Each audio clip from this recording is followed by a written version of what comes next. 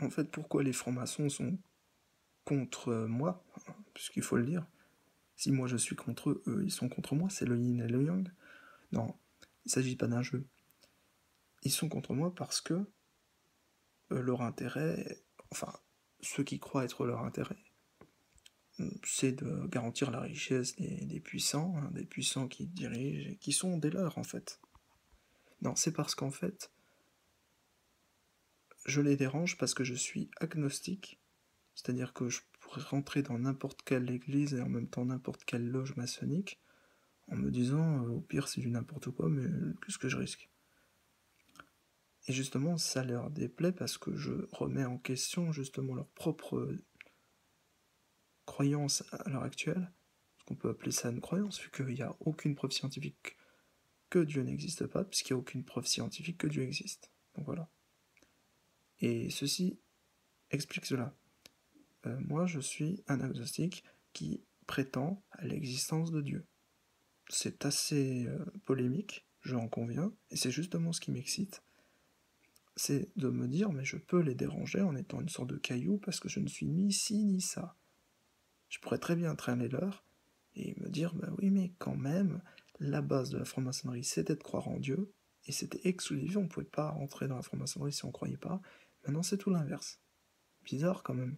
Alors l'évolution, ça va 5 minutes, mais prétendre à une vérité, puis ensuite à une autre, en fonction des intérêts du moment, alors que, techniquement, il n'y a aucun intérêt pour la franc-maçonnerie qui dirige, on va dire, plus ou moins le monde depuis un paquet d'années, de prétendre une chose et ensuite son contraire. Non, la réalité, c'est que peut-être les nouveaux francs-maçons ne sont pas au courant, ou ça ne les arrange pas, mais surtout, je pense, sincèrement, que ce qui les dérange le plus, c'est pas le fait qu'on croit ou pas, c'est le fait qu'on ait des convictions, des valeurs sûres, portées sur les traditions juives et les traditions musulmanes, et de manière générale les traditions, donc les chrétiens, qui étaient très pratiquants, mais pratiquants pas comme aujourd'hui, des pratiquants portant souvent des habits du Moyen-Orient, parce que c'était le cas, voilà, ne mangeant pas de porc, évidemment, pratiquant le Shabbat, et très très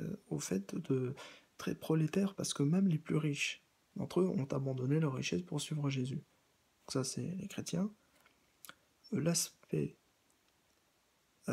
bizarrement de l'Apocalypse est bien suivi quand même par les lucifériens qui font tout pour mettre en œuvre une sorte de truc qui donnerait raison, et tort en même temps, mais surtout raison, sur certains aspects du christianisme, comme par exemple l'idolâtrie, qui est ouvertement pratiquée, quelle que soit sa forme, que ce soit le culte de la Vierge Marie, au Moyen-Âge, le culte de Jeanne d'Arc, un peu plus tard, et le culte de Marianne, très récemment. Il faut savoir qu'on est passé d'une France à une autre. Bon, il y a toujours eu un peu ce phénomène de rituel païen, de culte secret, c'est passionnant, en fait. Mais en même temps, ça fait peur, parce que derrière, il y a probablement eu des morts à cause de ça. Et on est passé d'un culte à un autre, mais dans la réalité, on dirait que ce sont toujours les mêmes qui ont changé seulement de culte, ou qui ont changé de forme, mais peut-être que les mêmes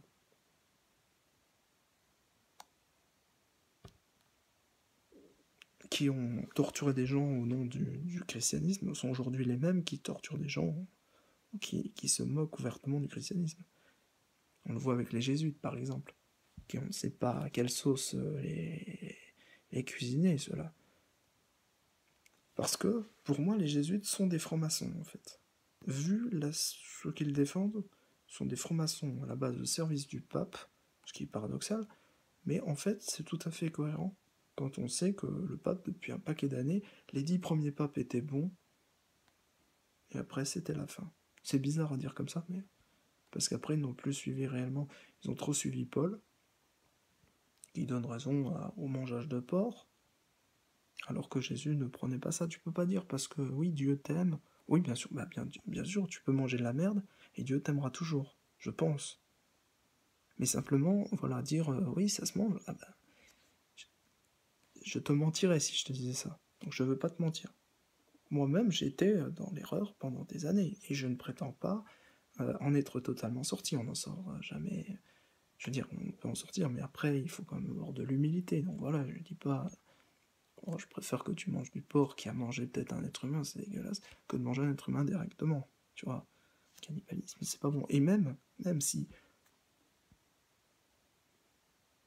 une méthode de survie c'était ça, moi je préfère mourir. Mais de toute façon, c'est clair et net. C'est une question de survie de l'âme.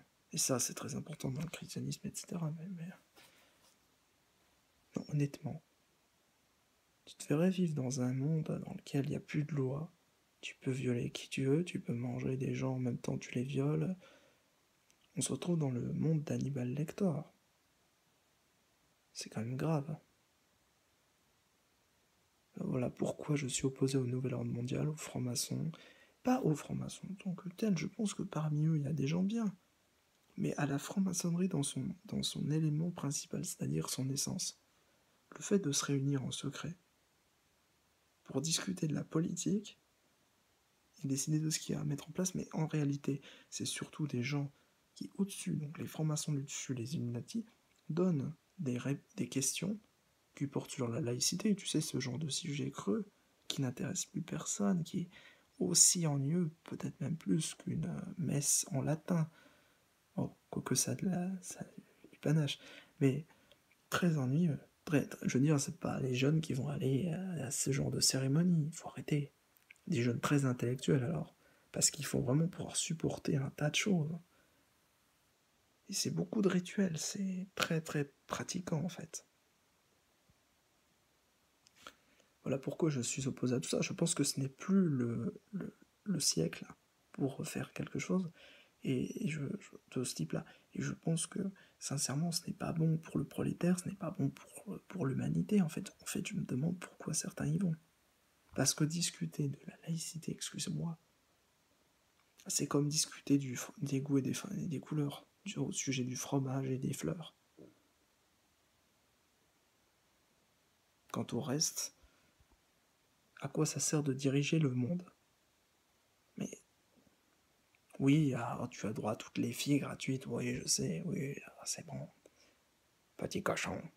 Non, sans déconner, est-ce que tu crois que c'est une gloire de dire je veux coucher avec tout ce que je veux? Celle-là, je la veux, je la prends. Celle-là, elle est un peu plus dure parce qu'elle est mariée, il va falloir que je mette le prix. Sans déconner, un monde comme ça, j'en veux pas. C'est pour ça que moi, je suis contre la prostitution. Parce que c'est quelque chose de nauséabond. Ça veut pas dire que derrière, je suis parfait. J'ai juste dit que je suis contre, par principe.